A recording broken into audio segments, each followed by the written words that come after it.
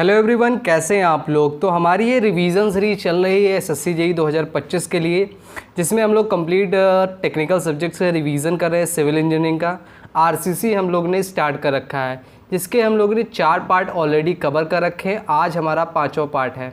ठीक है, तो पिछले वीडियो में हम लोगों ने क्या पढ़ रखा था कि फुटिंग डिज़ाइनिंग हम लोगों ने कवर की थी और WSM से बीम डिज़ाइनिंग हम लोग कवर की थी। अब कुछ छोटे मोटे टॉपिक्स हैं, उसको हम लोग पार्ट 5 में कवर करने वाले हैं। जैसे आरसीसी वाटर टैंक हो गया, रिटेनिंग वॉल होगी, पीएससी कंक्रीट हो गया, ये सारी चीज़ों को हम देखेंगे। और कुछ इंपॉर्टेंट आपके क्या होंगे, जो टेबल्स हैं वो चीज़ें हम लोग देखेंगे। फिर भी अगर कुछ छूट जाता है तो आपको कमेंट करके बताना होगा कि यहाँ पे और क्या यहाँ पे इम्पोर्टेंट है, वो हम लोग डिस्कस कर लेंगे बाद में। ठीक है, तो ये वीडियो रहने वाली है। अगर आप चैनल पे नए हैं तो प्लीज़ चैनल को सब्सक्राइब कर लीजिएगा, और वीडियो पसंद आ रही है तो वीडियो को लाइक ज़रूर से कर लीजिए, अपने दोस्तों के साथ शेयर कर लीजिए। तो चलिए हम लोग स्टार्ट करते हैं आरसीसी वाटर टैंक। ठीक है, तो यहाँ पे सबसे पहली चीज़ आ जाती है कि permissible concrete stresses in calculation relating to resistance of to cracking की वजह से रेसिस्टेंस जब हम लोग लेने के लिए क्या करते हैं, यहाँ पे परमिसिबल कॉन्क्रीट स्ट्रेसेस को यहाँ पे हम देखते हैं। तो अलग अलग ग्रेड के हिसाब से क्या होती है आपकी डायरेक्ट टेंशन में और बेंडिंग या फिर फ्लेक्सर कंडीशन में क्या क्या स्ट्रेसेस होती है वो आप देख सकते हैं। जैसे M20 में क्या होती है, 1.2 होती है, 1.3 होती है, 1.5, 1.6, 1.8, 2 और 2.1। ऐसे ही अगर टेंशन में बात करेंगे, बेंडिंग में जब टेंशन आता है तो उस केस में क्या होगा, मतलब बेंडिंग टेंशन या फिर फ्लेक्सर टेंशन, तो उस केस में 1.7, 1.8, 2.0, 2.2, 2.4, 2.6 और 2.8। इसको याद करने के क्या तरीका हमने देखा है कि 1.7 से 1.8 जब गया तो यहाँ पे कितना हुआ, 0.1 का यहाँ पे इंक्रीजमेंट हुआ।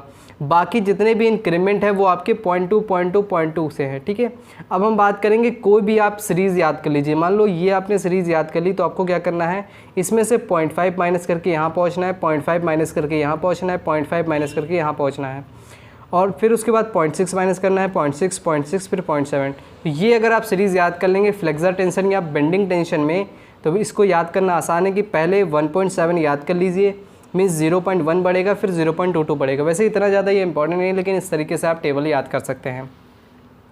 उसके बाद जो आरसीसी वाटर टैंक है उसको हम किस IS कोड से पढ़ते हैं, वो यहाँ पे लिखा हुआ है कि IS कोड 3340 से हम लोग आरसीसी वाटर टैंक को पढ़ते हैं। जैसे यहाँ पे लिखा है किसके लिए IS कोड है, यहाँ पे code of practice for concrete structures for shortage of liquid. जो स्टोरेज होता है, माफ़ कीजिए, जो स्टोरेज ऑफ लिक्विड है उसके लिए हम क्या करते हैं, IS कोड को यहाँ पे पढ़ते हैं। ऐसे स्ट्रक्चर जिसमें लिक्विड का स्टोरेज होता है उसका IS कोड क्या है, 3340। ऐसा ही हमारा वाटर टैंक भी होता है जिसमें पानी यहाँ पे स्टोर किया जाता है। मिनिमम कौन सी कंक्रीट यहाँ पे यूज़ करते हैं, तो अगर PCC वाटर टैंक में है तो हम M20 यूज़ करेंगे, RCC वाटर टैंक में हम 30 ग्रेड यूज़ करते हैं। मिनिमम नॉमिनल कवर कितना यूज़ करते हैं, तो 45 mm हम लोग यूज़ कर लेते हैं। ठीक है, उसके बाद हम लोग आगे बात करेंगे। तो यहाँ पे आ जाइए ये कंडीशन है आरसीसी वाटर टैंक में। एक और टेबल आ जाती है कि minimum cement content, maximum water cement ratio और मिनिमम ग्रेड। ठीक है, तो यहाँ पे देख सकते हैं कंक्रीट कौन सी, plain cement concrete, RCC concrete and prestressed concrete.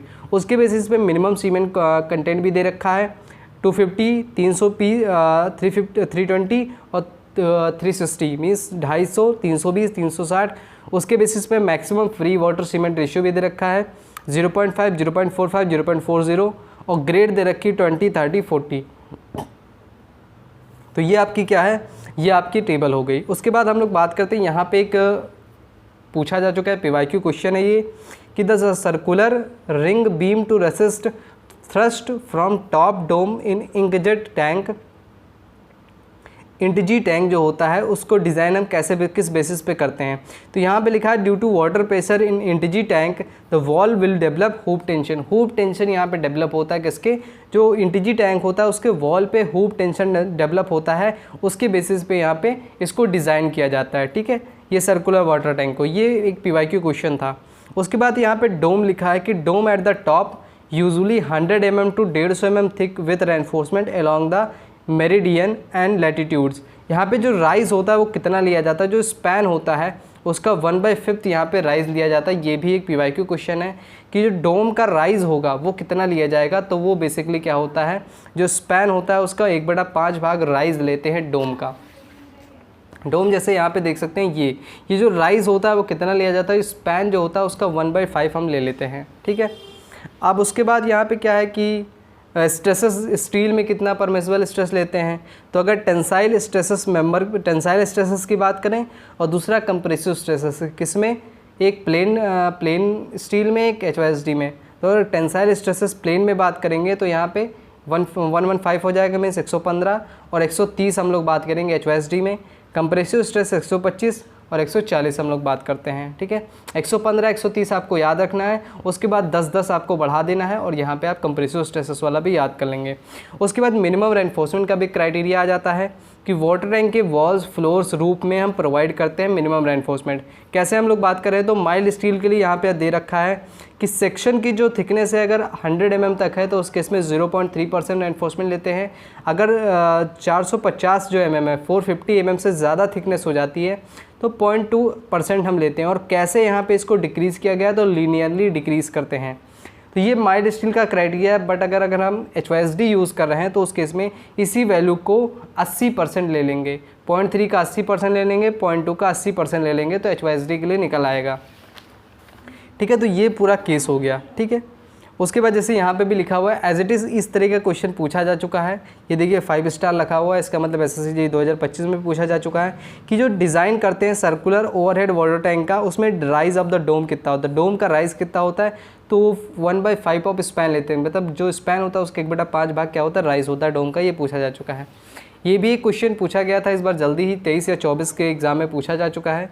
5 star लिखा हुआ है कि method of analysis and design of water tank के जो एनालिसिस होते हैं या फिर डिज़ाइन स्टेप्स कौन कौन से होते हैं। तो यहाँ पे 4 यहाँ पे ऑप्शन दे रखे थे, जिसमें आपको 3 ऑप्शन बिल्कुल सही थे।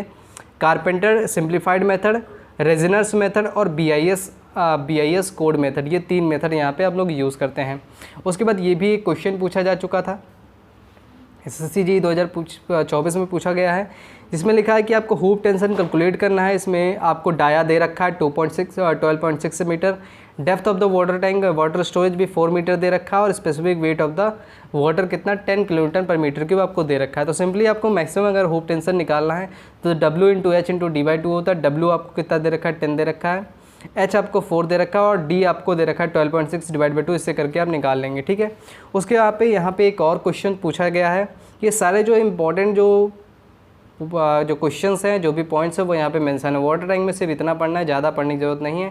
जो भी छोटे मोटे इंपॉर्टेंट पॉइंट है वो आप ज़रूर पढ़ के जाइए, जिससे आप एक्स्ट्रा स्कोर कर पाएंगे। वैसे इंपॉर्टेंट सब्जेक्ट तो आपको पढ़ने ही है, लेकिन अगर छोटे मोटे और भी सब्जेक्ट अगर आप पढ़ लेंगे तो एक्स्ट्रा स्कोर करने में आपकी रैंक बूस्ट में हेल्प हो जाती है। तो यहाँ पर लिखा है an underground water tank is to be design, then what is the most appropriate criteria for the analysis of wall. तो यहाँ पे कौन सा मोस्ट इंपॉर्टेंट क्राइटेरिया होता है अगर हम वॉल की एनालिसिस कर रहे हैं। तो यहाँ पे होता है व्हेन जो अंडरग्राउंड वाटर टैंक होता है एम्प्टी होता है। क्या कह रहा है पहले समझिए कि जब भी अंडरग्राउंड वाटर टैंक का हम डिज़ाइन करते हैं, मीन्स धरती के अंदर जो वाटर टैंक का हम डिज़ाइन करते हैं, उस केस में कौन सी इंपॉर्टेंट क्राइटेरिया होती है जब हम वॉल का एनालिसिस करते समय ध्यान रखते हैं। तो वॉल का जब हम एनालिसिस करते हैं तो ये ध्यान रखते हैं कि वाटर टैंक जो है वो हमारा खाली होना चाहिए, तभी क्या होगा, अर्थ का प्रेशर लगेगा, जिससे हम वॉल की एनालिसिस कर सकते हैं। तो ये क्राइटेरिया आपका इंपॉर्टेंट है। तो ये हमारा वाटर टैंक का डिज़ाइन हम लोग पढ़ चुके हैं। अब हम लोग बात करते हैं रिटेनिंग वॉल की, उसके बाद PSC की बात करेंगे, उसके बाद कुछ इंपॉर्टेंट टेबल देखेंगे, उसके बाद हमारा पार्ट 5 कंप्लीट हो जाएगा। तो चलिए हम रिटेनिंग वॉल के बारे में देखते हैं। तो अब हम लोग स्टार्ट करते हैं रिटेनिंग वॉल। देखिए गाइज, अगर आपको वीडियो अच्छी लग रही हो तो प्लीज़ वीडियो को लाइक कर दीजिए, चैनल को भी सब्सक्राइब कर लीजिए और बेल नोटिफिकेशन को ऑन कर लीजिए। अपने दोस्तों के साथ भी शेयर कर दीजिए, ठीक है। आप लोग वीडियो को लाइक नहीं करते, मैं देख रहा हूँ 4 पार्ट हमारे हो चुके हैं, लेकिन व्यूज़ और लाइक यहाँ पे बढ़े नहीं रहे। तो प्लीज़ आप लोग शेयर कर दीजिए और लाइक ज़रूर से कर लीजिए। तो चलिए स्टार्ट करते हैं रिटेनिंग वॉल को। Retaining wall is a structure is used to retain any material and prevent it from the sliding and eroding away। ये क्या करता है, मटेरियल को रिटेन करने का काम करता है और स्लाइडिंग और एरोडिंग से भी रोकता है। फिर हम क्या करते हैं, सेकेंड पॉइंट में क्या लिखा हुआ है, it is design to resist the pressure of the material that is holding back. जो भी इसके पीछे मटेरियल होल्ड कर रखा है उसका जो प्रेशर होगा उसको रेसिस्ट करता है। The material that is retained by the retaining wall is called backfill. जो भी इसके पीछे मटेरियल है उसको हम क्या करते हैं, बैकफिल कहते हैं। उसके बाद ये फिगर आप देख सकते हैं कितनी बढ़िया तरीके से यहाँ पे सारी चीज़ें एक्सप्लेन कर रखी हैं। नेक्स्ट हम लोग बात करते हैं यहाँ पे components of retaining wall and their functions. यहाँ पे फिगर आप देख सकते हैं, यहाँ पे सारे कंपोनेंट्स आपको दिख रहे होंगे, ठीक है। तो ये जो वर्टिकल पोर्शन है इसे हम स्टेम कहते हैं, आगे जो रेनफोर्समेंट है उसे टेम्परेचर बार कहते हैं, पीछे को मेन स्टील कह देते हैं। यहाँ पे रेड कलर से जो है वो उसे डिस्ट्रीब्यूशन बार कहते हैं, आगे पोर्शन को यहाँ पे टोय बोल देते हैं, पीछे को यहाँ पे हील बोल देते हैं। उसके बाद शियर की आपको देखने को मिल जाएगा। अब हम लोग बात करते हैं वन बाय वन इसके कंपोनेंट्स की। तो सबसे पहले यहाँ पे लिखा हुआ है स्टेम। स्टेम क्या होता है? Stem is a vertical component holding the back fill. Stem is design has a cantilever slab. Stem जो होता है एक वर्टिकल पोर्शन होता है, इसके पीछे हमारे मटेरियल होल्ड किया रखा होता है, और जो इसको हम जो डिज़ाइन करते हैं वो कैंटिलीवर स्लैब के तरीके से डिज़ाइन करते हैं। ये जो स्टेम वाला पार्ट है। उसके बाद सेकंड पॉइंट यहाँ पे लिखा हुआ है टोय के बारे में। Toy is the portion of the footing in the front of the wall. Wall के फ्रंट में जो पोर्शन है उसे क्या कहते हैं? टोय कहते हैं। आगे हम बात करते हैं तो यहाँ पे लिखा हुआ है it is design has a inverted cantilever type slab.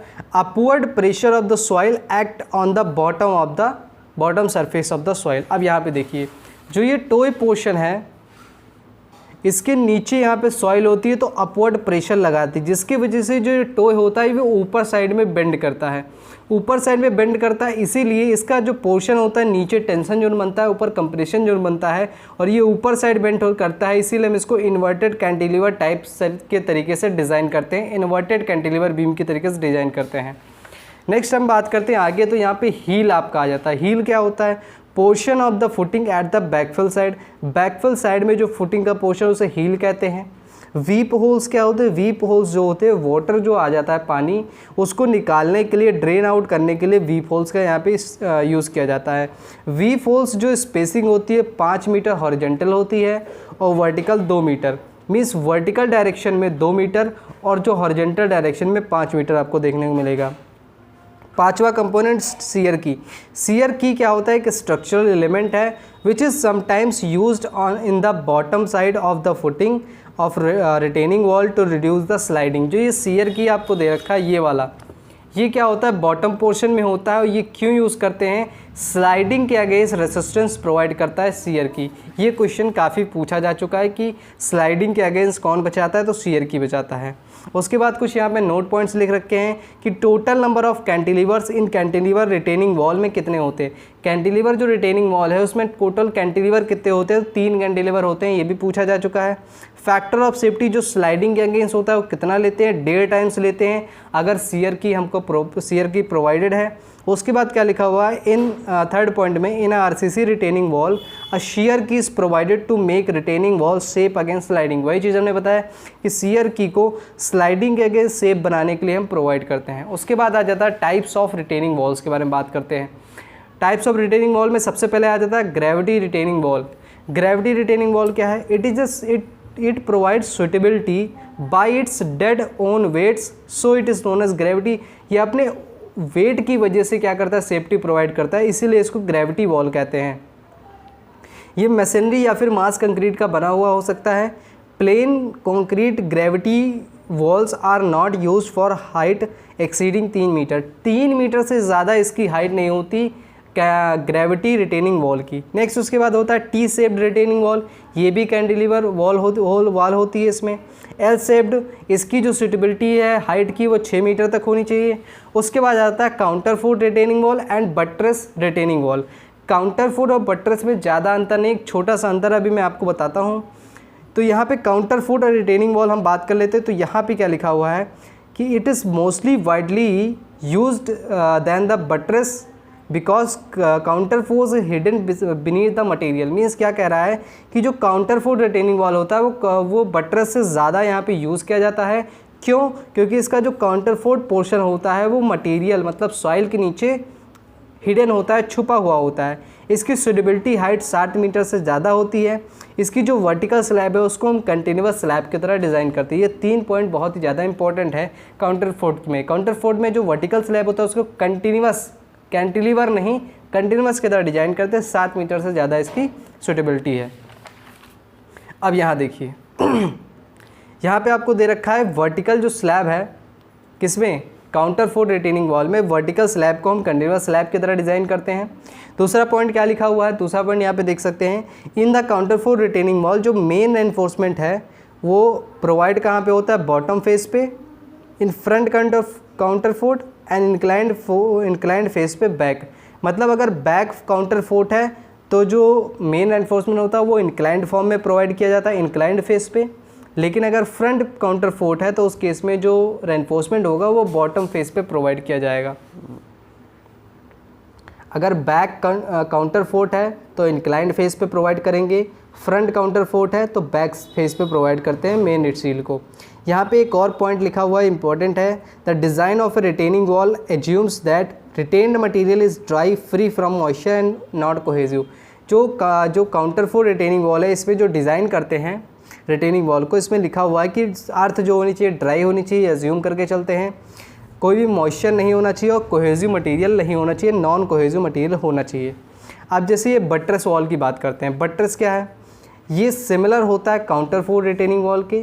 क्या डिफरेंस है वो देखिए, is that buttress is provided on the opposite side of the retain material. Buttress wall act as a compression में, बट्रेस वॉल को compression member की तरह हम मान के चलते हैं। अब देखो यहाँ पे कंडीशन क्या है, ये है काउंटर फोर्ट रिटेनिंग वॉल का डायग्राम। यहाँ पे काउंटर फोर्ट रिटेनिंग वॉल का डायग्राम आपको दे रखा है। इसमें क्या, ये आपकी रिटेनिंग वॉल हो गई, ये इसके इधर जो है मटेरियल भरा हुआ है, आपका अर्थ भरी हुई है, अर्थ जिधर भरी हुई है उधर ही क्या होता है, ये होता है काउंटर फोर्ट। बट अगर हम बात करेंगे यहाँ पे बट्रेस में, बट्रेस में क्या होता है, जिधर अर्थ भरी हुई होती है उधर काउंटर फोर्ट ना होकर दूसरी साइड होता है। मीन्स जैसे अर्थ यहाँ पे भरी हुई है तो काउंटर फोर्ट इधर होगा, अगर अर्थ यहाँ पे है तो काउंटर फोर्ट इधर होगा। यहाँ पे लिखा हुआ है कि opposite side of the retain material, retain material जिधर अर्थ होती है उसके अपोजिट साइड पे हम क्या करते हैं, बट्रेस प्रोवाइड करते हैं। तो वो मतलब काउंटर फोर्ट प्रोवाइड करते हैं तो उसे क्या कहते हैं, बट्रेस कहते हैं। लेकिन अगर जिधर अर्थ भरी हुई है उधर ही अगर काउंटर फोर्ट है तो उसे हम क्या कह देते हैं, उसे हम काउंटर फोर्ट रिटेनिंग वॉल कह देते हैं। ठीक है, तो ये हो गया।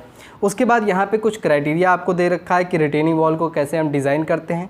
तो यहाँ पे आपका क्या होना चाहिए, जो ये पूरा नीचे का जो विड्थ है वो कैपिटल H जो है, यहाँ पे कंप्लीट हाइट नीचे से लेके कंप्लीट ऊपर हाइट जो कैपिटल H है उसका क्या होता है 40 से 60% विड्थ होता है।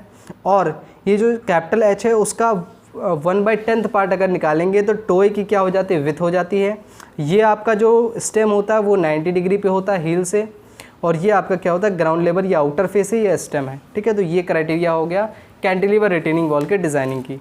अब यहाँ पे हम लोग बात करते हैं, ठीक है, और कुछ यहाँ पे क्राइटेरिया भी आपको देखने को मिल जाता है, कंसेप्ट एंड थंब रूल्स कुछ हैं कैंटिलीवर रिटेनिंग वॉल के। पहला यहाँ पे टोटल हाइट क्या होती है वॉल की, तो टोटल हाइट तो होगी height above the ground level plus depth of the foundation. Means यहाँ पे देखिए ग्राउंड लेवल से कितनी हाइट है और डेप्थ ऑफ द फाउंडेशन क्या है। ग्राउंड लेवल ये है, इससे कितनी हाइट ऊपर है, और डेप्थ ऑफ द फाउंडेशन, इन दोनों को जोड़ देंगे तो टोटल हाइट आपको देखने को मिल जाएगी। उसके बाद वर्टिकल स्लैब या स्टेम है। वर्टिकल स्लैब की अगर मैं विड्थ की बात करता हूँ तो 15 से 30 सेंटीमीटर होती है। टॉप विड्थ की बात करें तो 10 सेंटीमीटर होती है। मतलब ऊपर साइड में जो विड्थ होती है वो कितनी होती है, 10 सेंटीमीटर, और नीचे अगर हम बात करें तो 15 से 30 सेंटीमीटर हो जाती है। बेस स्लैब जो होता है उसकी विड्थ अभी हमने बात की 40 से 60% कैपिटल H का होता है। थिकनेस H/10 से लेकर H/15 लेते हैं। टोए के एक्सटेंशन की अगर हम बात करें, टोए का जो एक्सटेंशन है कितना बाहर निकला होता है वो B/4 से लेकर B/3 पोर्शन बाहर निकला होता है। बाकी डेप्थ ऑफ फाउंडेशन वही फॉर्मूला है, pressure divide by unit weight और 1 - sin⁵ upon 1 + sin⁵ the whole square, जो हमने बात की थी। ठीक है, रैंक एंड फॉर्मूला। ठीक है, तो ये सारी चीज़ें होगी। उसके बाद यहाँ पे आपको देखने को मिलेगा रेनफोर्समेंट का क्राइटेरिया। रेनफोर्समेंट वही स्लैब का जो रेनफोर्समेंट क्राइटेरिया वही हम लेते हैं 0.15% और 0.12%। उसके बाद आप यहाँ पे देखिए टेम्परेचर रेनफोर्समेंट हम क्यों प्रोवाइड करते हैं, तो टेम्परेचर रेनफोर्समेंट प्रोवाइड करते हैं क्रैक्स और श्रिंकेज को रोकने के लिए। ठीक, इतना आपको समझ में आना चाहिए। उसके बाद यहाँ पे आप देखिए स्पेसिंग वगैरह जो है वही स्लैब के बेसिस पे, स्लैब के जैसे ही यहाँ पे स्पेसिंग है। उसके बाद हम लोग बात करते हैं यहाँ पे टोए की। टोए में क्या है, टेंसाइल या फिर मेन रेनफोर्समेंट जो होता है इस provided at the bottom face. अभी हमने बात की जब स्टार्टिंग में फिगर आपको दिखाया था कि टोए में रेनफोर्समेंट बॉटम फेस पे प्रोवाइड करते हैं। सेल्फ वेट जो होता है टोए का वो हम नहीं लेते हैं कैलकुलेशन में। हील की बात करें तो tensile reinforcement is provided eight the top. अगर टोए की पोर्शन में बॉटम में प्रोवाइड करते हैं स्टील, हील के पोर्शन में टॉप पे। ये हम फिर से आपको दिखा देते हैं। ये देखो टॉय में हमने नीचे प्रोवाइड किया बॉटम में, और हील में हमने टॉप पे प्रोवाइड किया है, वही चीज़ लिखा हुआ है। ठीक है, फिगर आप देख लेंगे तो एटलीस्ट क्लियर हो जाएगा। मिनिमम कवर की बात करते हैं तो आपको पता है बेस स्लैब पे 70 और वर्टिकल स्लैब पे 50। फुटिंग वाला केस आपका यहाँ पे यूज़ करना पड़ेगा। मीन्स वर्टिकल स्लैब जो है, टॉप जो वर्टिकल स्लैब है ये वाली स्टेम वाली, उसको 50 कवर लेते हैं, और जो बेस स्लैब है हील और टॉय वाली, इसमें 70 कवर लेते हैं। ठीक है, तो ये सारी चीज़ें हो गई। उसके बाद यहाँ पे कुछ फैक्टर्स आ जाते हैं। अगर मैं बात करता हूँ फेलियर्स के बारे में इसकी, रिटेनिंग वॉल्स की, तो पहला आ जाता है ओवरटर्निंग फेलियर। ओवरटर्निंग फेलियर का जो फैक्टर ऑफ सेफ्टी है वो 1.55 लिया जाता है। बस इतना ही याद करना, ज़्यादा इसमें टेंशन लेने की ज़रूरत नहीं है। ओवरटर्निंग फेलियर का फैक्टर ऑफ सेफ्टी 1.55 होता है। स्लाइडिंग फेलियर का फैक्टर ऑफ सेफ्टी 1.5 होता है, और बियरिंग फेलियर का जो फैक्टर ऑफ सेफ्टी है वो कितना, 3 होता है। बस यही आपको याद रखना है कि ओवरटर्निंग फेलियर का कितना हो गया, 1.55 हो गया, स्लाइडिंग फेलियर का कितना हो गया, 1.5 हो गया, और यहाँ पे बियरिंग फेलियर का कितना हो गया, ये उसका हो गया 3। बस ये 3 चीज़ आपको फेलियर में याद करना है फैक्टर ऑफ सेफ्टी के केस में। और यहाँ पे आपको टेंशन फेलियर एक होता है, ठीक है, एक होता है स्लोप स्टेबिलिटी फेलियर, और एक होता है टेंशन फेलियर। टेंशन फेलियर कब, जब इसेंट्रिसिटी आपकी क्या होगी, टेंशन से हम प्रिवेंट कर लेंगे जब इसेंट्रिसिटी जो होगी वो b/6 पे होगी। b/6 से इसेंट्रिसिटी अगर कम है तो टेंशन फेलियर नहीं होगा। ये आपका सेफ्टी आ गया टेंशन फेलियर के रिगार्डिंग। उसके बाद सैलो शेयर फेलियर होता है, इतना ज़्यादा ये इंपॉर्टेंट नहीं है आपका। ठीक है, और यहाँ पे एक टाइप ऑफ द जो रेनफोर्समेंट वॉल है उसके बेसिस पे हाइट की सुटेबिलिटी भी आपको दे रखी है कि अगर ग्रेविटी रिटेनिंग वॉल है तो 3 मीटर सुटेबिलिटी है हाइट उसकी, और बात करेंगे काउंटर फोर्स रिटेनिंग वॉल है तो 7 मीटर, और कैंटिलीवर रिटेनिंग वॉल है तो 8 मीटर। ये आपकी क्या है, 3 यहाँ पे हाइट क्राइटेरिया। तो यहाँ पे हमारा क्या हुआ, ये कैंटिलीवर वॉल भी हमारा कंप्लीट हो चुका है। वैसे इतना ज़्यादा इंपॉर्टेंट नहीं है, कुछ छोटी मोटी चीज़ जो मैंने बताई है फैक्टर ऑफ सेफ्टी से रिलेटेड। स्लाइडिंग में आपका कितना, ओवरटर्निंग में 1.55, स्लाइडिंग में 1.5, और अगर हम बात करेंगे बियरिंग में तो कितना हमने बताया, 3 बात किया। बाकी कुछ इंपॉर्टेंट हमने बात की कि कौन सा हील स्लैब कैसे डिज़ाइन करते हैं, स्टेम आपका कैसे डिज़ाइन करते हैं, कैंटिलीवर में कितने स्लैब्स होते हैं, कितने स्लैब की डिजाइनिंग करते हैं, ये सारी चीज़ें पूछी जाएंगी। छोटे छोटे कंसेप्ट यहाँ से पूछे जाएंगे। अब हम लोग PSC कंक्रीट के बारे में बात करते हैं। तो यहाँ पे आ जाता है प्री स्ट्रेस्ड कंक्रीट के बारे में। ठीक है, तो प्री स्ट्रेस्ड कंक्रीट मैंने यहाँ पे एक पॉइंट भी लिख रखा है कि 2017 से अभी तक SSC JEE में कोई क्वेश्चन नहीं पूछा गया है। फिर भी हम लोग थोड़ा सा ऊपर का ओवरव्यू ले लेते हैं। जैसे यहाँ पे लिखा हुआ है प्री स्ट्रेस्ड कंक्रीट, पहले क्या होता है वो समझ लेते हैं। Prestressed concrete is one in which there have been introduce internal stresses of such magnitude and distribution that the stress resulting from the external loading are counterbalanced to the desired degree। मतलब क्या है कि यहाँ पे क्या होता है, जो प्री स्ट्रेस कंक्रीट है इसमें सबसे पहले हम क्या करते हैं, एक टेंडन प्रोवाइड करते हैं और उसको खींच के पहले से ही हम क्या कर देते हैं, इसमें एक स्ट्रेसेस, इंटरनल स्ट्रेसेस डेवलप करके रखते हैं। ठीक है, इसके मतलब ये होता है कि पहले से हमने स्ट्रेस डेवलप कर दी। अब अगर लोड जो आएगा वो क्या करेगा, जो स्ट्रेसेस है उसको काउंटर बैलेंस करने की कोशिश करेगा। ये होता है PSC कंक्रीट। जैसे RCC इसमें क्या होता है, कोई भी चीज़ें नहीं होती, पहले से स्ट्रेसेस डेवलप नहीं होती, तो जब भी लोड आता है तो क्या होता है, इस तरह डेवलप करता है। लेकिन हम बात करते हैं PSC में तो पहले से ये स्ट्रेस फॉर्म में होता है, स्ट्रेसेस डेवलप होती हैं। तो अगर कोई लोड जैसे डिफ्लेक्शन, लोड लगाया, डिफ्लेक्शन आया, तो इसको काउंटर बैलेंस कर देता है हमारा इंटरनल फोर्स, जो इंटरनल स्ट्रेसेस उसमें डेवलप कर रखी है। यही इसीलिए कहते हैं प्री स्ट्रेस, मतलब पहले से ही कंक्रीट हमारी स्ट्रेस है, इसीलिए इसका नाम रखा गया है। नेक्स्ट हम लोग आगे बात करते हैं। तो यहाँ पे क्या लिखा हुआ है, यहाँ पे देख सकते हैं कि PSC और RCC में क्या डिफरेंस है। RCC में क्या होता है, ऊपर कंप्रेशन जोन बनता है, नीचे क्या बनता है, टेंशन जोन बनता है। बट अगर हम PSC की बात करें तो ऊपर और नीचे दोनों तरफ क्या होता है, कंप्रेशन जोन ही बनता है, कोई टेंशन जोन नहीं बनता है। एक पॉइंट लिखा हुआ है, in prestress concrete there does not occur any crack. PSC concrete में ज़्यादा से ज़्यादा क्या होता है, क्रैक नहीं आते हैं RCC के तरीके से। RCC में आपने देखा होगा जितने भी मेंबर होते हैं उसमें क्रैक्स डेवलप होते हैं, बट PSC में इतने ज़्यादा क्रैक्स नहीं आते हैं। और याद रखना यहाँ पे जो PSC में हम स्टील यूज़ करते हैं वो स्टील नहीं होता, उसको हम टेंडेंस कहते हैं। टेंडेंस क्या होते हैं ये मैं आपको बात करता हूँ। तो यहाँ पे देखिए, टेंडेंस जो होता है ये कम्बिनेशन ग्रुप ऑफ स्ट्रैंड, मतलब छोटे छोटे स्टैंड होते हैं, ग्रुप ऑफ स्ट्रैंड जो होते हैं उनका अगर कम्बिनेशन देखेंगे तो वो टेंडेंस हो जाएंगे। और स्ट्रैंड की अगर मैं बात करूं तो जो वायर्स होते हैं, वायर्स का कम्बिनेशन 2 से 7 वायर्स अगर जोड़ दोगे तो स्ट्रैंड बन जाएगा, और ग्रुप ऑफ स्ट्रैंड को हम टेंडन कह देते हैं। ये तरीका है। अब उसके बेसिस पे यहाँ पे अल्टीमेट टेंसाइल स्ट्रेंथ भी आपको दे रखे हैं कि 8 मीटर का अगर टेंडन है तो 1400 MPa होगा, 7 mm का है तो 1500 MPa होगा। इस डायमीटर के बेसिस पे क्या है अल्टीमेट टेंसाइल स्ट्रेंथ। बस इतना ज़्यादा इंपॉर्टेंट नहीं है, सिर्फ ये याद रखिए कि 1000 से लगभग 2000 के बीच में क्या होता है हमारा टेंसाइल स्ट्रेंथ यहाँ पे रहता है, जो भी हम टेंडन यूज़ करते हैं PSC में। कंपैरिजन देख लेते हैं क्या डिफरेंस है, क्या कंपैरिजन है। तो आरसीसी की बात करें तो यहाँ पे क्या होता है, only the compression zone of concrete is considered. Concrete का सिर्फ कंप्रेशन जोन ही आरसीसी में कंसिडर किया जाता है, बट पीएससी में पूरा इंटायर कंक्रीट हम कंसिडर करते हैं। क्रॉस सेक्शन एरिया क्या होता है, बहुत ज़्यादा लार्ज होता है क्योंकि सिर्फ कंक्रीट का कंप्रेशन पार्ट ही कंसिडर किया गया। यहाँ पे होल हम कंक्रीट को कंसिडर करते हैं, ऊपर नीचे दोनों, इसलिए यहाँ पे जो क्रॉस सेक्शन एरिया होता है वो कम होता है। नेक्स्ट यहाँ पे दूसरा क्या बात लिखी हुई है, तो यहाँ पे आप देख सकते हैं क्या हुआ है कि the cracks are developed since there is a perfect bond between steel and concrete. Steel and concrete के बीच में बढ़िया सा बॉन्ड होता है, जिसकी वजह से क्या होता है कि यहाँ पे जो क्रैक्स होते हैं वो देखने को मिलते हैं आरसीसी में। पीएससी में ऐसा कोई जो क्रैक होता है वो डेवलप देखने को नहीं मिलता है। The deflection in RCC beam थोड़ा सा ज़्यादा होता है एज़ कम्पेयर टू पीएससी। यहाँ पे डिफ्लेक्शन नहीं होता, उसको काउंटर बैलेंस कर दिया जाता है। एडिशनल सीयर एनफोर्समेंट प्रोवाइड करते हैं आरसीसी, बट पर यहाँ पे कोई सीयर एनफोर्समेंट प्रोवाइड नहीं करते हैं। उसके बाद यहाँ पे लिखा है use of very high grade of concrete steel, यहाँ पे यूज़ नहीं करते हैं। आरसीसी में आपने देखा होगा Fe250 या फिर 415 500 ये यूज़ करते हैं, पर यहाँ पे बहुत ज़्यादा 1000 से लगभग 2000 MPa इतनी स्ट्रेंथ वाला यहाँ पे स्टील यूज़ किया जाता है पीएससी में। ज़रूरत क्यों पड़ती है हमें हाई स्ट्रेंथ कंक्रीट की प्री स्ट्रेसिंग में? पहला पॉइंट यहाँ पे लिखा है क्योंकि यहाँ पे लार्ज बियरिंग स्ट्रेस होते हैं, ठीक है, क्योंकि यहाँ पे स्टील का जो टेंसाइल स्ट्रेंथ बहुत ज़्यादा होता है 1000 से लगभग 2000, इसलिए बियरिंग स्ट्रेस ज़्यादा होता है, इसलिए हाई स्ट्रेंथ कंक्रीट हम यहाँ पे यूज़ करते हैं। दूसरी चीज़ की लिखा हुआ है कि यहाँ पे स्टील और कंक्रीट में एक बहुत ज़्यादा हाई बॉन्ड की रिक्वायरमेंट होती है, इसलिए हम यहाँ पे यूज़ करते हैं हाई स्ट्रेंथ कंक्रीट। तीसरी चीज़ क्या है कि यहाँ पे जब high grade of concrete use करते हैं तो श्रिंकेज क्रैक भी कम होता है और क्रीप भी कम होता है, ये चीज़ें आपको पता होनी चाहिए। Modulus of elasticity 5000 under FCK होता है, तो अगर FCK ज़्यादा होगा तो मॉडुलस ऑफ इलास्टिसिटी भी ज़्यादा होगा, जिसकी वजह से क्या होगा कि प्री स्ट्रेसिंग जो लॉस होगा वो बहुत ज़्यादा कम आपको देखने को मिलेगा। पांचवा पॉइंट यहाँ पे लिखा हुआ है कि while using high grade of concrete, अगर हम high grade of concrete use करते हैं तो उस केस में क्या होता है, जो क्रॉस सेक्शन डायमेंशन होता है वो कम होता है, self weight of the concrete भी आपको कम देखने को मिलता है।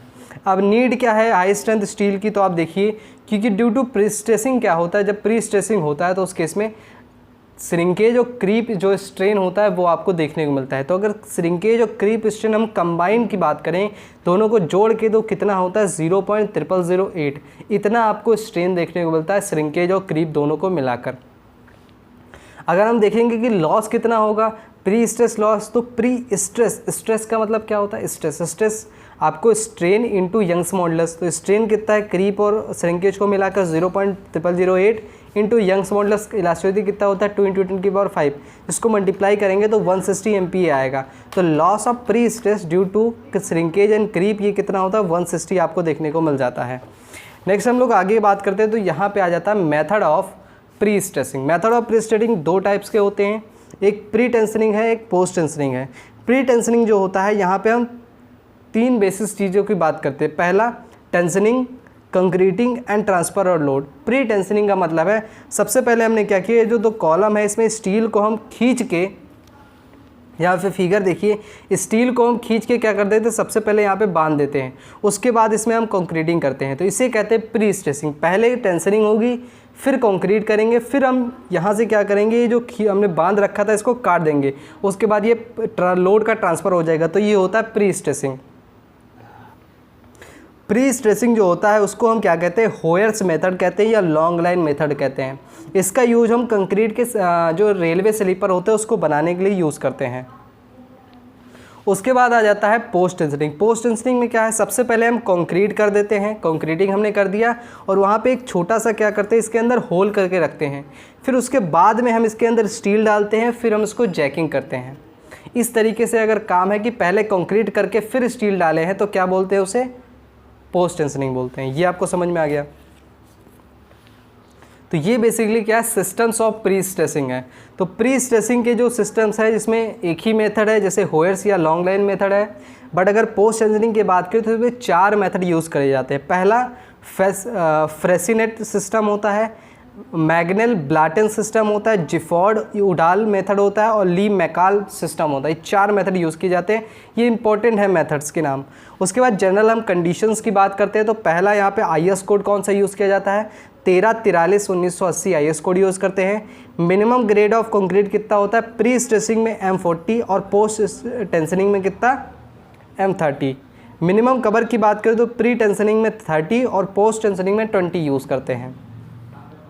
मैक्सिमम टेंसाइल स्ट्रेस कितना होता है, तो 0.24 अंडरवुड FC के यहाँ पे मैक्सिमम टेंसाइल स्ट्रेस हम लोग यूज़ करते हैं। नेक्स्ट हम लोग बात करते हैं लॉस ऑफ प्री स्ट्रेस। ठीक है, बात क्या होती है, जब हम क्या कर रहे होते हैं, खींच के टेंडन्स को हम यहाँ पे बांधते हैं, स्ट्रेसिंग प्रोवाइड करते हैं प्री स्ट्रेसिंग, तो उस केस में क्या होता है, ये धीरे धीरे समय के साथ क्या होता है, इसमें लॉस होता है प्री स्ट्रेस का। तो उसी चीज़ को हम पढ़ने वाले हैं। तो कुछ यहाँ पे क्राइटेरिया आ जाता है कि यहाँ पे देखिए, अब यहाँ पे टाइप ऑफ अगर हम लॉस की बात करें, कौन, जैसे हमने क्या किया कि स्टील को खींच के हमने बांध दिया, अब धीरे धीरे समय के साथ क्या होगा, स्टील धीरे धीरे क्या होगा, लॉस होता रहेगा प्री स्ट्रेसेस का इसका। तो loss of pre stress 2 type के होते हैं, पहला यहाँ पे इमीडिएट या शॉर्ट टर्म लॉस, दूसरा होता है time dependent long term loss. Short term loss की बात करें तो यहाँ पे इलास्टिक डिफॉर्मेशन या शॉर्टनिंग ऑफ द कंक्रीट, दूसरा एंकरेज स्लिप, तीसरा फ्रिक्शन। लॉन्ग टर्म या टाइम डिपेंडेंट की बात करें तो पहला होता है क्रीप, दूसरा रिलैक्सेशन ऑफ स्टील और तीसरा श्रिंकेज। अब हम बात करते हैं, जैसे यहाँ पे बात करें, यहाँ पे देख सकते हैं loss of prestress due to elastic shortening of concrete. Shortening of concrete की वजह से लॉस ऑफ प्री स्ट्रेस क्या होता है,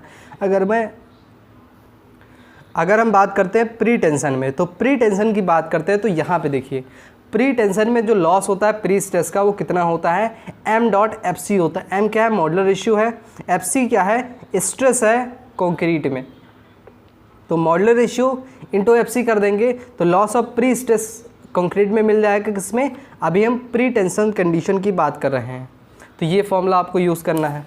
उसके बाद यहाँ पे देखिए, उसके बाद अगर हम पोस्ट टेंशन की बात करते हैं, पोस्ट टेंशन में क्या होता है कि इलास्टिक शॉर्टनिंग का क्या होता है, लॉस नहीं होता। इलास्टिक शॉर्टनिंग का लॉस जो होता है कंक्रीट का वो प्री टेंशन में होता है, पोस्ट टेंशनिंग में कोई भी इलास्टिक शॉर्टनिंग लॉस नहीं होता है। नेक्स्ट हम आगे बात करते हैं, तो हम आगे आ जाता है फ्रिक्शन की वजह से क्या लॉसेस होते हैं प्री स्ट्रेस। वैसे प्री स्ट्रेसिंग लॉस आपके SSC JEE में कभी इतना ज़्यादा पूछा नहीं गया, लेकिन अगर आगे पूछ ले, क्योंकि वेंडर चेंज हो चुका है तो हो सकता है पूछ सकता है, इसलिए मैं आपको बता दे रहा हूँ। तो यहाँ पे फ्रिक्शन की वजह से जो लॉस है वो क्या है, लेंथ इफेक्ट इसमें कंसिडर करना है और कार्वेचर इफेक्ट।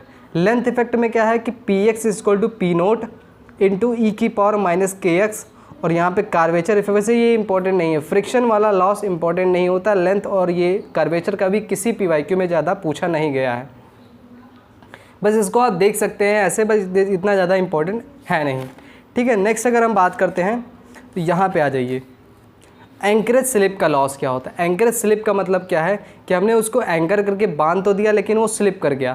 तो यहाँ पे देखिए, it only occur in the post tension pre stress concrete, जो पोस्ट टेंशनिंग मेंबर है उसी में आपको एंकरेज स्लिप आपको देखने मिलता है, बस स्लिप कर जाता है, जो आपका टेंडेंस होता है उसकी बात करते हैं। तो यहाँ पे कितना स्लिप कर गया वो हम बात करते हैं, तो लॉस ऑफ प्री स्ट्रेस कितना हो जाता है, ई जो स्लिप कर गया स्ट्रेन इंटू यंग्स मॉडुलस। तो स्ट्रेन क्या होगा, ΔL / L, ΔL आपका स्लिप किया होगा डिवाइड बाई ओरिजिनल लेंथ, तो ये हो गया स्ट्रेन इंटू यंग्स मॉडुलस, तो ये क्या होगा, प्री स्ट्रेस लॉस हो गया। फिर उसके बाद आ जाता है लॉस ऑफ क्रीप क्या होगा, तो क्रीप में अगर लॉस की बात करेंगे तो डेल्टा सिग्मा = क्या होगा, M.θ.FC। M क्या है, मॉडुलर रेशियो है, FC आपका स्ट्रेस इन कंक्रीट है और थीटा क्या है, क्रीप कोएफिशिएंट है। तो ये क्या होगा, loss of prestress and creep हो जाएगा। उसके बाद लॉस ऑफ जो होता है श्रिंकेज की वजह से क्या लॉस होता है। सबसे पहले हम प्री टेंशन में बात करें तो प्री टेंशन में जो लॉस होता है वो होता है shrinkage strain into Young's modulus. Shrinkage strain कितना होता है, 0.0003 ये श्रिंकेज स्ट्रेन होता है, इंटू यंग्स मॉडुलस कर देंगे 2 × 10⁵, तो हमारा क्या होगा, प्री स्ट्रेस का लॉस हो जाएगा प्री टेंशन में श्रिंकेज की वजह से। उसके बाद पोस्ट टेंशन में क्या होता है, तो पोस्ट टेंशन में जो आपका स्ट्रेन है, पोस्ट स्ट्रेन और इंटू यंग्स मॉडुलस, तो स्ट्रेन इसमें कितना होता है 2 × 10⁻⁴, या फिर कह सकते हैं 0.0002 divide by log 10 t+2 into Young's modulus. ये क्या होता है, पोस्ट टेंशन में लॉस होता है श्रिंकेज की वजह से। उसके बाद loss of relaxation of steel आ जाता है। रिलैक्सेशन ऑफ स्टील की वजह से क्या लॉस होता है, तो ये 1 से लेकर 5% इनिशियल प्री स्ट्रेस का लेते हैं। जो लॉस ऑफ प्री स्ट्रेस है वो 1 से लेकर 5% लेते हैं, जनरली इसको 3% कंसिडर कर लिया जाता है। तो ये loss due to relaxation of steel हो गया। ये आपके लॉसेस हो गए पीएससी में। बस इतना आपको पीएससी में पढ़ना है, बस ज़्यादा पूछा नहीं जाता। छोटे मोटे कंसेप्ट जो मैंने बता दिए, इससे ज़्यादा आपका नहीं पूछा जाता पीएससी में। देखिए वीडियो को यहीं तक रखते हैं। इसके बाद हमारा एक छोटा मोटा टेबल्स है, उसको एक अलग हमने बना रखा है, उसको हम लोग पार्ट 6 में कवर करेंगे। और भी अगर कुछ रिमेनिंग छूट गया होगा उसको हम लोग कवर करेंगे। अगर आप लोग कमेंट करेंगे कि ये छूट गया तो उसको भी हम लोग पार्ट 6 में कवर कर लेंगे। वीडियो यहीं तक रखते हैं। अगर वीडियो को पसंद आए तो वीडियो को प्लीज़ लाइक कर दीजिए, चैनल को सब्सक्राइब कर लीजिए, बेल नोटिफिकेशन को ऑन कर लीजिए, जिससे हमारी लेटेस्ट वीडियो की नोटिफिकेशन आप तक पहुंच जाए। और हमारे स्टोर पे भी आप विजिट कर लीजिए, जिसका लिंक हमारे वीडियो के डिस्क्रिप्शन बॉक्स में है। और अपने दोस्तों के साथ शेयर कर दीजिए इसको, ठीक है। वहाँ पे शॉर्ट नोट्स स्टोर पे शॉर्ट नोट्स आपके देखने को मिल जाएंगे। टॉप 6 जो सिविल इंजीनियरिंग सब्जेक्ट है उसके नोट्स हमने डाल रखे हैं, शॉर्ट नोट्स, वहाँ से आप ले सकते हैं। और आप टेलीग्राम चैनल पे भी जुड़ सकते हैं, जहाँ पे आप रेगुलर अपडेट्स आपको मिलती रहती है, कब क्लास होगी कब नहीं होगी, इंपॉर्टेंट पीडीएफ्स भी आपको मिल जाती हैं, ठीक है। तो वीडियो को यहीं तक रखते हैं। वीडियो अच्छी लगी तो वीडियो को लाइक कर लीजिए। मिलते हैं पार्ट 6 में, तब तक के लिए आप पढ़ते रहिए। Thank you guys.